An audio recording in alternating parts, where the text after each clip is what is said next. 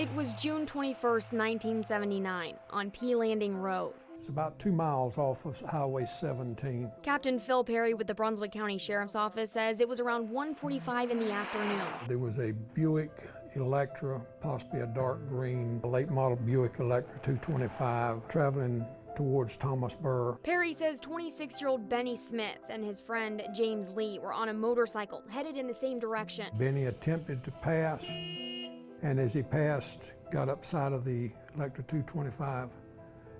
The driver of that vehicle pulled to the left, running him off of the road. Smith and the driver in the Buick started yelling at each other. They ended up having an argument about the reasoning for running him off the road like that, according to the passenger on the motorcycle. Perry says it escalated quickly. The subject in the vehicle pulled out a small handgun and started firing.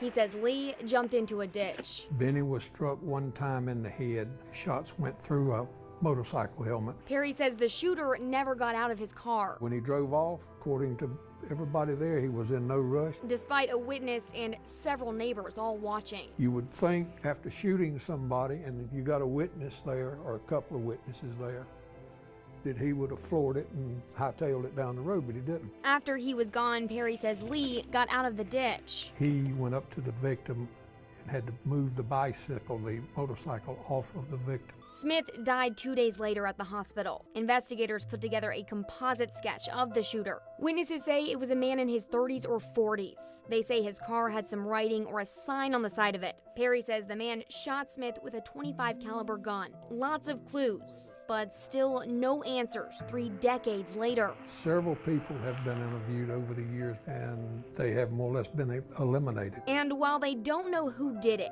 Perry says detectives do have an idea of what they're looking for. A yearbook in Columbus County.